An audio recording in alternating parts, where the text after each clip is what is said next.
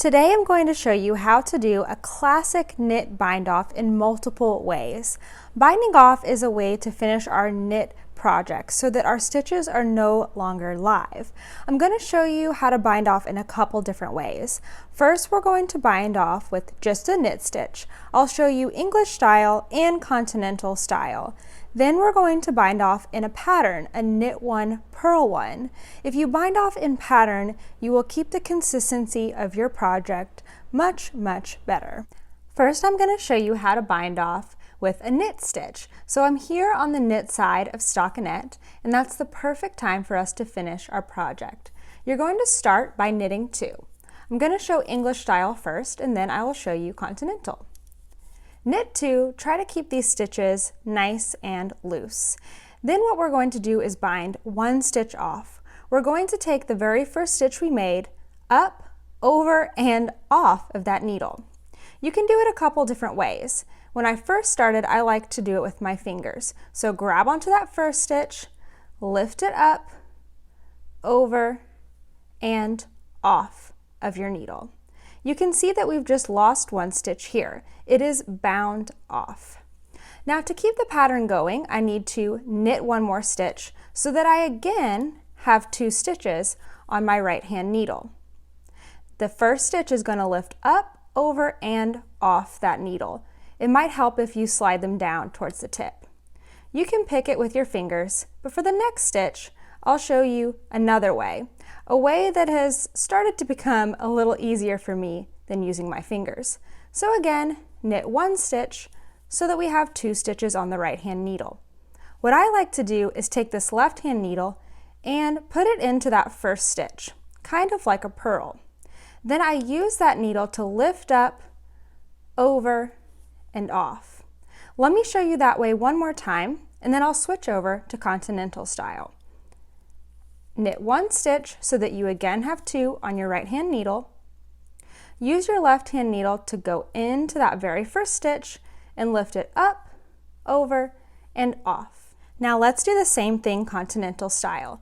Go ahead and knit one more stitch so that you have two on your right hand needle. Use your left hand needle to go into that first stitch, lift it up, over, and off. Knit another stitch. Use your left hand needle to go into the first stitch, lift it up, over, and off. You can see that we're creating this nice little almost chain looking bind off here, and it looks really nice with our knit stitch. To keep binding off, you're just going to knit one more stitch so that you have two, lift one up, over, and off. You're going to continue doing this until you get down to just one stitch. When one stitch remains, you're going to cut your yarn. Make sure you leave a tail that's 6 to 8 inches long so you can weave it in later. I have already cut my yarn, so the last step is to secure this final stitch. So what I like to do is use my needle to make that stitch, that loop, just a little bit bigger. And then you're going to take the tail end of your yarn and feed it back through that loop. You're going to pull it all the way through that loop and then let the loop close up. And now your end is secure and you have finished your bind off. So now let's talk about how to bind off when we have a pattern like this knit one, purl one ribbing. The technique I'm going to show you will work for any knit one, purl one, any knit and purl pattern as long as you knit the knit stitches and purl the purl stitches. So let's go ahead and get started. We begin in a similar way where we work two stitches, except this time we're going to work the stitches as they are. So a knit one and then a purl one. So go ahead and knit one, and then purl one. Now we're going to do the same technique where we lift the first stitch up, over, and off.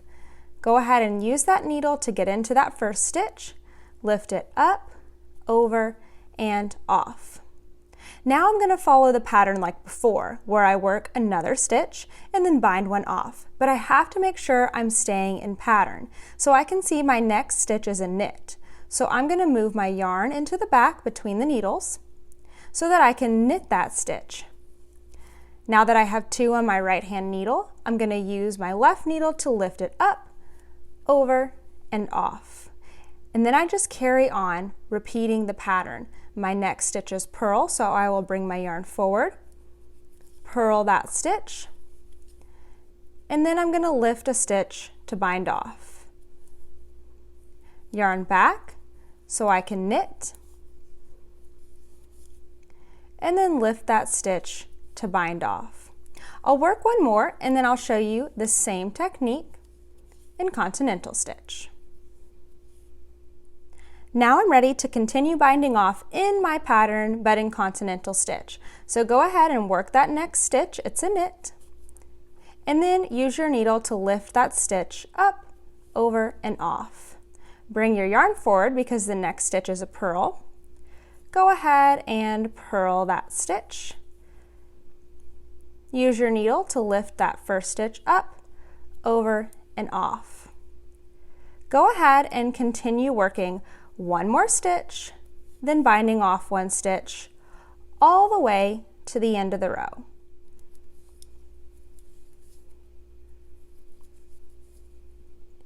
When you have one stitch remaining, go ahead and cut your yarn, leaving a 6 to 8 inch tail. Then we're going to finish it off the same way. Make that loop on the end bigger, and we're going to pull this thread through the loop. I actually like to do it with my needle. I just wrap it around and pull the loop up and over and pull the yarn through. I find that makes it a little easier than threading it through with your fingers. And then you can just pull till that loop closes and your bind off is secure. Now you can see that this bind off looks nice and tidy on my ribbing. I have knit stitches all the way up to the top and purl stitches all the way up to the top. If we didn't bind off in pattern, we would have what looks like a knit row all the way across the top. So to keep a nice, neat, finished edge, it's always good to bind off in your pattern. One more quick tip if you are new to binding off. You can see that I have my bind off nice and it's not quite stretchy, but it's definitely not drawing in on my knitting. If you bind off and you find that your bind off kind of arches like a rainbow because it is so tight, we need to work on loosening up your gauge when you bind off. Now, this kind of comes with practice as you do more binding off, but one workaround for binding off is you can actually increase your needle size for the bind off. So if your project calls for example a US size 5 needle, on your bind off you could go up to a size 6 or 7 to keep your bind off nice and loose. Now you know how to do a classic bind off for both knit stitch and a pattern stitch. Thank you so much for watching the Basic Knit series, and I hope to have you back real soon.